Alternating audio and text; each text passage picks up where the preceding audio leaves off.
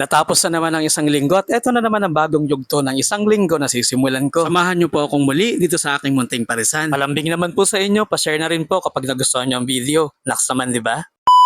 Magandang araw po sa inyo. Ganito nga pala sinisimulan ko ang aking araw. Lunes nga pala ngayon. At ngayong araw ay pasukan na naman. Balik eskwela na naman ng mga estudyante. Ibang lugar siguro ay nahold ata ang school dahil nga sa nagdaang bagyo at kalamidad. Ito nga palang palengke nito ay dito yan sa Kalentong, Mandaluyong, Manila. Araw-araw nga pala akong namamalengke dito pero lang paglinggo kasi sarado kami nun. Pahinga ko yun. Naks naman, di ba? Kaway-kaway dyan sa mga nagtatrabaho din dito sa palengke. Hello po sa inyo. At dahil nga sa araw-araw ko namamalengke dito ay meron na talaga akong mga suki na lagi kong binibilhan katulad ng sa itlog, karne, tinapay, at mga sangkap tulad ng sibuyas, bawang, at kalamansi. Dito nga rin pala ako namimili ng mga buns, tinapay na ginagamit ko sa egg sandwich. Noong nakaraang linggo ay lumubog nga rin to sa baha gawa nga ng bagyong Karina. Hindi rin talaga ito nakaligtas sa baha. At sa bandang unahan nga nito ay marami rin talagang pinalubog na establishmento. Mababang lugar din kasi dito kagaya sa amin. At kagaya nga rin sa lugar namin ay mabilis ding humupa ang baha dito. At tingnan nyo na naman po, balik normal na naman ang palengke. Dito nga rin sa palengke nito ay kompleto na rin. Malapit din naman ang Divisoria dito, isang sakay lang kaso mas malapit kasi ito sa amin. At dahil madalas wala akong load dito ako nagpipiso wifi. At dito naman ang suki ko sa itlog. Napag-usapan nga natin ng itlog ay araw-araw nga talaga tumataas. Presyo nito, yung small nga 215 na dating 190